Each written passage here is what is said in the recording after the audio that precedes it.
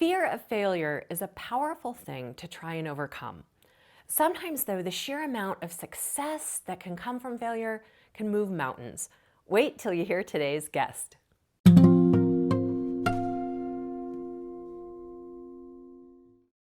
Welcome. I'm Holly Sizemore, and this is Rose, my fabulous co-host. She's reminding everyone to hit that like button and please subscribe. Best Friends Senior Director of Life-Saving Programs, Brent Tollner, said, "If every shelter that has reached the no-kill benchmark were to partner with one that hasn't, America could be no-kill in no time." We at Best Friends recently launched the Prince and Paws Shelter Collaborative. This program asks a no-kill shelter in America to partner with another fellow shelter to help raise their life-saving rate. Our pilot for this new idea consisted of Tangipahoa Parrish Animal Control in South Louisiana, paired with Brandywine SPCA in Delaware. They combined efforts to make a magical outcome. And here to tell the story is Charles "Chip" Fitz, the director at Tangipahoa Parrish. Hi, Chip. It's so nice to see you. Yes, the same here. So many things going on. It's great getting to have contact with so many people involved in this project. It's so cool. Well, tell me a little bit about the project. What's the latest and greatest? What you most excited about? Wow. The most excited is a save rate on animals, that we're getting them out of here and they're being saved. And we've gone from like a 23% live animal release to on most months 90 to 95%. That's crazy. So we're just getting there really fast. And there's so many things inside of this project, but the numbers kind of summarize it. Tell me, Chip, for other people who might be considering a similar partnership, what words of advice would you give them? Wow, it's funny. We talked about that earlier today in our group here. And the simple thing is this: be willing to step out of your box. Just be willing to take a chance and say, let's see what will happen. There's so many things that have taken place here that we would have never tried out of fear of failure. And with this collaboration being put together like it's been, having the support behind us, just being willing to say, yeah, let's try it. Let's see, or to trust.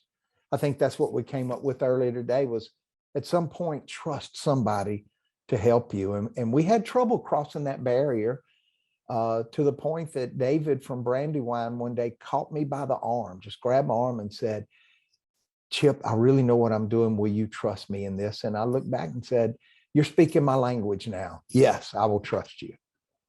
That is such a remarkable story, because what I'm hearing you say is you had to establish that trust along the way. And so you took a big risk to say, let's try it, because I don't know you so well. We've had some good interactions, but that you had to take a leap of faith to some degree. Yes, we were actually, or I was personally scared to death. It's like, I don't know where this is going. I don't know what's going to happen. And just by the ways of the world now, it's like, when are they going to drop the bomb on me? When am I going to fall on my face? And one of the things I realized when Adam Lamb with Brandywine Valley SPCA started saying, well, Chip, I'm going to send you this, or Chip, we're going to do that. And I always remember the very first thing was, I'm going to send you kennels for this new building. And I'm thinking, yeah, that sounds great. And about 8 days later, 2 18-wheelers pulled up loaded with kennels. And I'm thinking, hey, these people are for real. And that kind of set me up to say everything they say they're doing. And that put me in a position to be able to say, here we go. Let's see what's next. And they've just taken us by the hand, given us courage to try things we had wanted to try for 10 years, but just because of government restrictions, funding, we didn't have the funds to step out of our box, and it just changed everything. So you're still under a government umbrella. How was it having just a third-party private partner helpful in breaking through some of those bureaucratic challenges? Well, we still battle some of the red tape of government and everything that we do. But there were so many things that we get tremendous support from our local parish government. Our parish president and CAO are so on board with what we're doing. So they really allow us to push and to bend and to go as far as we can with these new programs and to try things. even with some resistance. We've had some resistance, like from local veterinarians. Some of them weren't real crazy about our project, afraid that we were going to affect their business. So, and did you, may I ask, we did have you? not. Every indicator we have indicates that we have not affected their business. Yeah, that's fantastic to hear. Now, I'm sure it hasn't all been rainbows and unicorns. Clearly, there's probably have been some bumps in the road. Yes? Not necessarily. And I'm going to tell you why. When they helped to get the funding in place, they have really handled us very gently, and never once have we put like a guard up that they were belittling us or putting down. And, we admit up front, hey, South Louisiana is 20 years behind. How do we catch up? How do we get to where the rest of the country is on the level of healthcare for animals and all those things? So knowing that, they have gently brought us through. The other side was we had these programs. I guess my funnest one to talk about is the return to field program with the TNR. I think we had a couple of standoffs out in the lobby. It's like, this will not work. Even though we wanted it, we were scared of it. So we just kind of slowly started. And then Adam would call me from Delaware and say, okay, Chip, you got to get off the bubble. You've got to let them do more of these. So, and it went back to that trust when we'd have that standoff, like, we've got to find a way to branch out with this. And of course, you take initially a little bit of heat from a very minute part of the public. Like, right. Why is that cat back here? What, Right. But with a little explanation, they come on. Of course, we had to be sold because we had been afraid to try it. Even though we wanted to, we were afraid to. For so long, our success measure was the more cats you take off the street, the more successful you are. And now we're saying the more cats you put back on the street, the more successful you are. It's a complete 180. And so it's very counterintuitive. So it's great that you say you had to be willing to trust. And then as challenges arose, you just had conversations, it sounds. Yes. One of the things we agreed to early on was to be open and honest, regardless of personal feelings. So we got that out of the way, like in the very first meeting. Said, y'all got to be honest with me, and I'm going to be honest with you. And it's so paid off. It has so paid off. It's, man, Best Friends and Brandywine Valley SPCA, Wings of Rescue, they have been, everybody's so supportive. The ASPCA is funding these flights every 2 weeks. It's just literally changed. It's changed who we are. And I even told them earlier, there's a human side. It's changed my employees. So we're not the same facility. We're not the same people. We're able to enjoy what we do. And, I guess really for the first time in a long time, we're able to feel better about saving animals than having to euthanize animals. Feeling better about saving than we were feeling bad about having to euthanize every day. So when you go from that the vast majority are finding new homes and a chance in life, even with the TNRs, some of our concerns was, are they safe? And I tell my crew, okay, we're at least giving them a fighting chance. They're way safer than waiting here for what's going to happen. So, man, that's just a win-win. The compassion fatigue isn't such a big deal anymore, that you go from putting down all of these animals to now you're seeing them leaving. And one of the things that excites me is it's really a 2-for-1, because if you fly 100 out, you also open 100 kennels. So 100 are safe. You've got room now for 100 more. So I kind of call it the 2-for-1 program. We get to help more than the single animal that's going out. And that just excites everybody, which allows us to be in a proactive mode. So now we're proactive out and trying to educate people on being more responsible pet owners and teaching more and more people about the safekeeping of their animals and veterinary care and all of those things.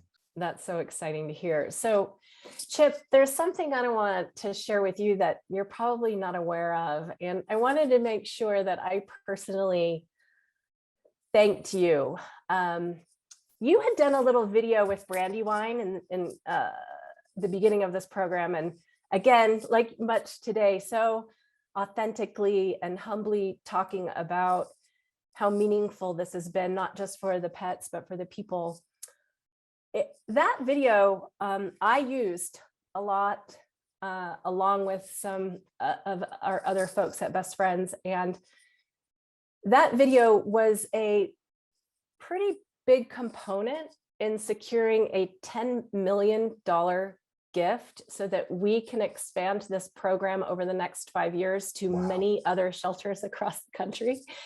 So I didn't know if you knew that not only have you had this impact on the animals of your community, your shelter staff, you and your leadership and your staff's hard work and your willingness to trust and collaborate has now been a real powerful contributing factor to allowing us to do this all over the country in a scale that we never could have dreamed of. So I wanted to say thank you from the bottom of my heart. Wow. So when you say, when we fly out 100 animals, it opens up room for another 100, just think about what $10 million can do. That is so amazing. It's almost like who would have thought it, but the thing is, the reality of a little small place like we are, seeing this program work, God, I want it to be contagious all over this country. It works. You know, it just works. Well, that's all there is to it. I have been amazed from day one that there are groups that would care enough. I just can't thank y'all enough. And God, what an honor to be part of it. You know, it's just great, because I tell them all the time, I want to sing from the rooftops. This works, this works, this works. And if people could just come here and see the changes that it's made in this group of people, and the changes it's made for these animals, and the fact that we're affecting all parts of Louisiana now. You know, we've helped all of South Louisiana. We're starting to reach up a little more north now. And my dream is that all of Louisiana will end up in a partnership like this. And then I know, I hate to say it, but I know that we're rated as one of the worst states for animal welfare. Man, if we can become the example for everywhere at the turnaround that can take place, what a win-win that is for the animals and for the people involved, and for groups like y'all that make it possible, because without y'all, we'd still be doing the same old thing. And with this, we're able to move forward and try to catch up, and just hopefully one day set the example and say, here's the new bar we want, guys. Listen, government, you can do this. You've got to be willing to get out of your comfortable little chair and be willing to step out and take some risk. Come along for the ride. You know, let's see what we can do. I love it. You're so inspiring. And, you know, it really is a group effort, right? Together, we can save them all. And it really is about that together, isn't it? It is. And it's getting all of these groups to realize together's better. Instead of let's all do our own thing. Oh, I don't agree with how they do it. And I don't, no. Let's save lives. I never dreamed we could save this many lives. Never dreamed. I can remember looking back and asking my crew, when do they stop coming in the door? And they said, they don't. And I'm like, well, we've got to do something. And we have found a way to do something. And it's just win-win. That's, I don't know how else to say it. And like I said, I call it the 2-for-1 project, because we get 2 for 1.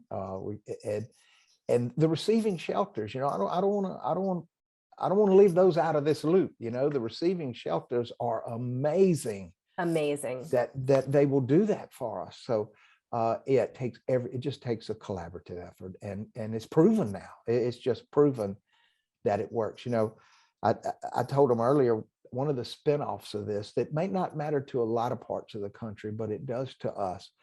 We're in a hurricane area. The last hurricanes that came through, disaster response in animal world looks totally different. And the reason it does is, one, we have an avenue to get some animals out of here ahead of time to open up some space. But two, because of these projects, we're all now communicating almost on a daily basis. So that phone call to another parish is now personal. Hey, what do you need? Can I send you a truck? Can I send you food? Can I send you a bus? What can we help you transport? Looks totally different now. And those are some of the hidden features inside of this that are as greater than the actual what we're doing in the project. I guess the success is unlimited. There's just every day there's something new. We realize, oh my God, that happened because of this. How great is that? That's pretty great. It is for us. It's for us too. Yeah. Thank you, Chip, so much for everything. You're really an inspiration, and it's people like you that make me confident that we are going to get to no-kill 2025. What a blessing would that be, to be in a conversation about my shelter being a no-kill shelter blows my mind. We never dreamed. We would go to conferences and, oh, they're talking about no-kill. There's no need in us to even go listen. Or they're talking about return to field. There's no point in sitting in there.